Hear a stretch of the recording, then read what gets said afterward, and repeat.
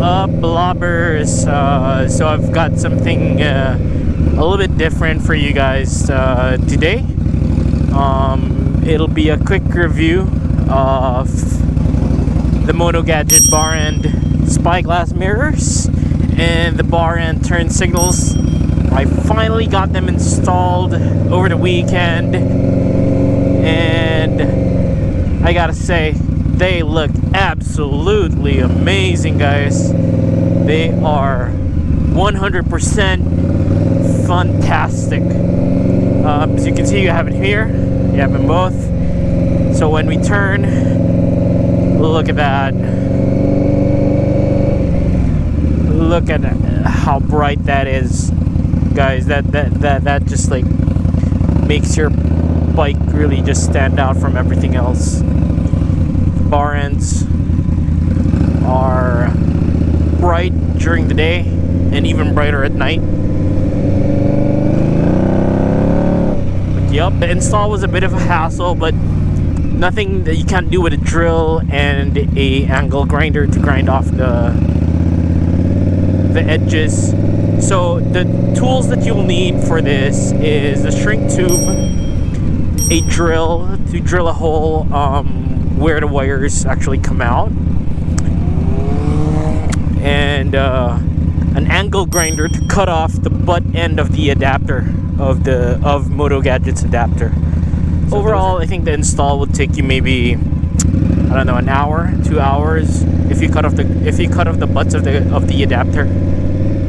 So I won't do a video install just because the install was more complicated than I anticipated. But essentially, you have an adapter, you have the mirror, and then you have the tail signal, and you use the thread of the tail signal on the Indian Scout bobber's handles to hold the lights in place.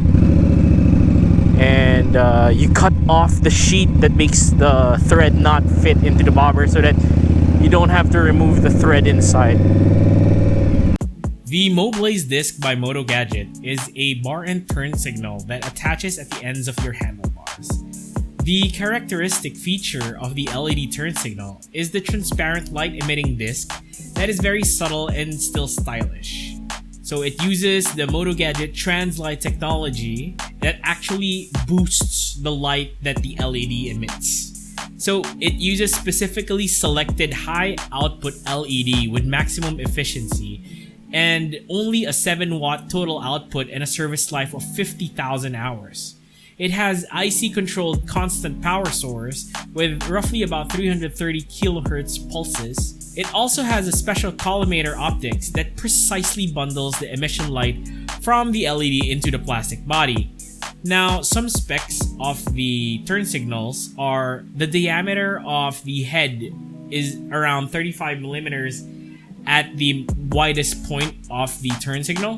The overall length from the screw to the head of the turn signal is roughly about 68 millimeters.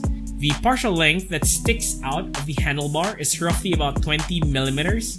And the partial length inside the handlebar, basically the screw, is about 48 millimeters. The cable length is approximately about 100 centimeters, so it's more than enough to get through the handlebars and into your wiring pocket that sits above your headlight. The weight is a very light 40 grams. Overall, it's a minimalistic design that goes well with the bobber concept while still keeping you safe on the road.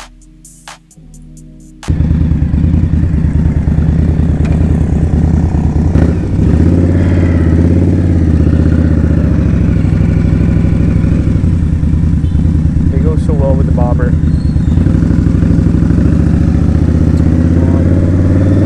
Might need to install a bit of a washer for this one and a nut in a washer on the right one, just to keep so that the light doesn't turn with the throttle. Ease of install, maybe I'd give it, with 1 being the easiest and 5 being the hardest. Installing the exhaust was maybe a 1. This would probably be a 3. If you don't have the right tools, it actually makes the install quite of a challenge. That's my short video. Thanks for watching, everyone.